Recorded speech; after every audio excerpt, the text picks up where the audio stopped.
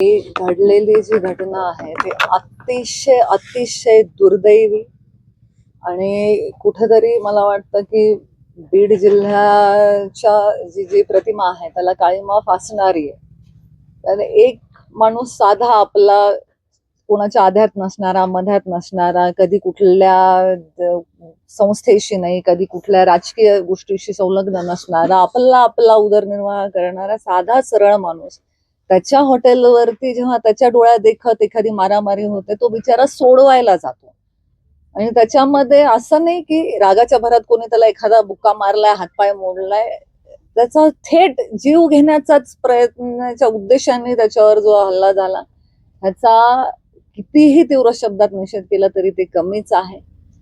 आता या प्रकरणामध्ये मुख्यमंत्र्यांनी स्वतः आदेश देऊन SITची पण स्थापना झालेली आहे आणि त्या माध्यमातून कुटुंबाला न्याय मिळेल ही आमची भावना आहे.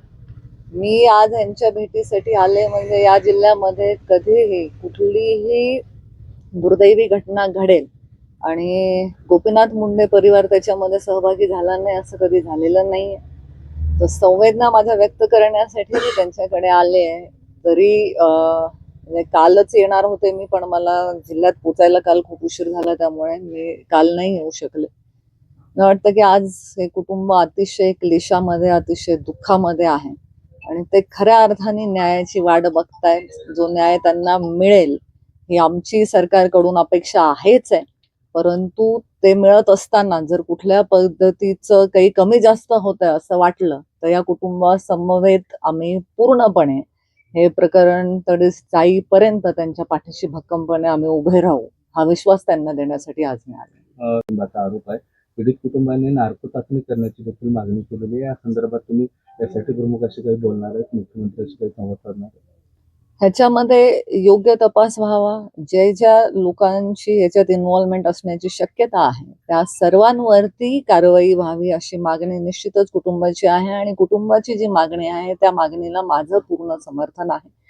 कारण ज्यांच्या घरातलं इतकं उमद गोड लेकरू त्यांनी गमावलेलं आहे, अगदी तरुण वयाचा मुलगा, तो बघा त्याचा चेहरा पण इतका बिचाराचा निरागस चेहरा आहे. त्यांनी आपला माणूस गमावल्याच्या नंतर ते तर कुठले राजकीय पार्टीचे कार्यकर्ते नाही आहेत की ते विनाकारण कोणाचं नाव गोवण्याचा प्रयत्न करतील असं मला वाटत नाही. त्यामुळे त्यांच्या मनाला शांती मिळेल, त्यांना वाटेल की आमच्या माणसाचा न्याय झाला, यासाठी जे जे आवश्यक आहे ते करण्याची गरज आहेच आहे आणि त्याला आमचं पूर्ण समर्थन राहणार आहे. कोणाचा सूड उगवावा या भावनेने तर कोणी बसलेलं नाहीये. मी त्यांच्याशी गेला किती वेळ संवाद साधतेय.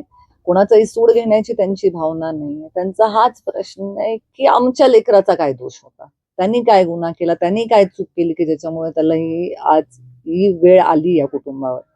आणि या कुटुंबाला न्याय मिळवून देणं हे कर्तव्य आहेच आहे, आमचं पण आहे आणि सरकारचं पण आहे. कुठेतरी पोलीस कर्मचाऱ्यांकडून विभागाकडून दिरंगाई झालेलीच आहे. कारण जर पोलिसांनी सहकार्य केलं असतं तर 48 तास मृतदेह तिष्ठत ठेवण्याची वेळ कुटुंबावर आली नसती. आज आपला माणूस गेला तर निदान त्याचे सर्व संस्कार तरी व्यवस्थित पार पडावे ही कोणत्याही कुटुंबाची भावना असतेच. पण ही भावना असताना सुद्धा मृतदेह तिष्ठत ठेवावा लागला म्हणजेच पोलिसांचं सहकार्य नव्हतं हे उघड आहे. त्यामुळे मी कोणावरती बोट दाखवण्याची गरज नाहीये. पोलिसांनी ज्या पद्धतीने सुरुवातीला वागले त्याच्यावरून त्यांनी दिरंगाई केली हे स्पष्टच आहे. विद्यमान खासदाराच्या मुलाचं नाव येते पीडित कुटुंब तसं सांगतात, मात्र त्या अनुषंगाने कुठलाही तपास होताना पाहायला मिळत नाही. तपास यंत्रणांच्या कामामध्ये हस्तक्षेप करण्याचा मला अधिकार नाही. मला जिल्ह्याची लेक म्हणून या कुटुंबाविषयी संवेदना आहे, त्याबद्दल न्याय मिळावा कुटुंबाला हे मागण्याची मला मुभा आहे. आणि लोकशाहीमध्ये जर तो न्याय मिळत नसेल तर त्याच्या विरुद्ध आंदोलन करण्याचाही माझा अधिकार कोणी काढून घेऊ शकत नाही. कोणाचं नाव आलं पाहिजे, घेतलं पाहिजे, नाही घेतलं पाहिजे हे टेक्निकॅलिटी जे आहे या विषयाची त्याच्याशी संबंधित समिती निश्चितच त्याच्यावरती योग्य कारवाई करेल.